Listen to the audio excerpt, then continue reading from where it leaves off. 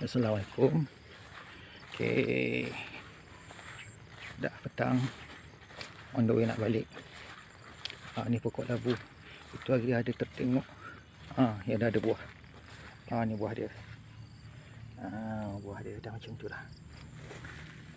Ni pokok labu yang ni dia orang ambil kata yang saiz lebih kurang macam ni, kan? Lebih kurang macam ni. Okay.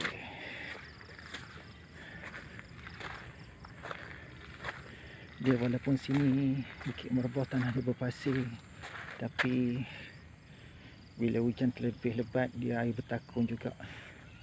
Nasib baik saya buat sistem batas, kurang-kurang pokok taklah terlebih air yang boleh menyebabkan baja jadi overdose.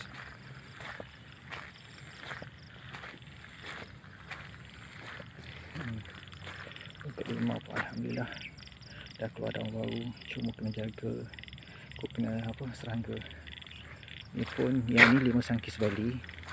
Yang depan ni saya dah mula tanam dah. Yang depan ni saya letak 5 dekopon, 4 pokok. 4 pokok. Try tengok macam mana, kan? Tengok pokok dia saiz macam mana, buah macam mana, try tanam je juga 4 pokok. Kalau ikut saya lebih suka sangkis Bali. Sangkis Bali ni memang mudah buah, lebat.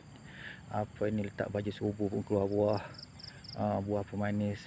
Yang ni kita try dah. Kebetulan anak dah ada stok yang lama-lama, kan?